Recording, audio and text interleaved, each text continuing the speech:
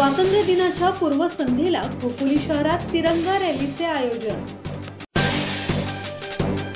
खोपोली स्वातंत्र्य दिन भारतीय लष्कराच्या ऑपरेशन सिंदूरच्या पार्श्वभूमीवर साजरा झाला असून दहशतवादाची पाळेमुळे नष्ट करण्यासाठी भारतीय लष्कराने केलेले ऑपरेशन सिंदूर पूर्णपणे यशस्वी ठरले आहे।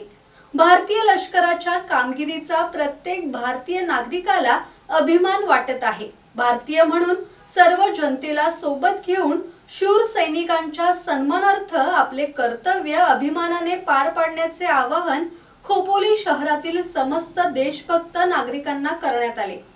भाजपचे उत्तर रायगड जिल्हा सरचिटणीस दीपक बेहरे यांनी उपस्थितांना संबोधित केले। जिल्हा उपाध्यक्षा अश्विनी पाटील यांनी सिंदूर रॅली आणि त्या संदर्भातील आयोजित कार्यक्रमांची माहिती दिली।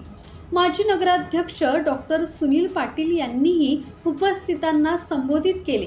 रॅलीचे प्रास्ताविक भाजप खोपोली शहराध्यक्ष राहुल जाधव यांनी केले। तिरंगा रॅलीचे संयोजन विकास खुरपुडे, सचिन मोरे, अनिता शाह, निकेत पाटील, रोहित साठे यांनी केले।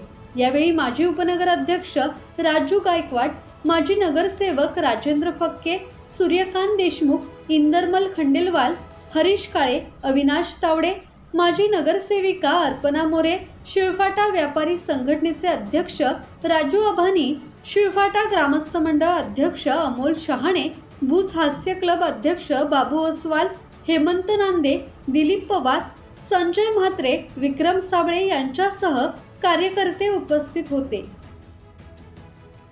ब्युरो रिपोर्ट, संवाद मराठी लाईव्ह, खोपोली।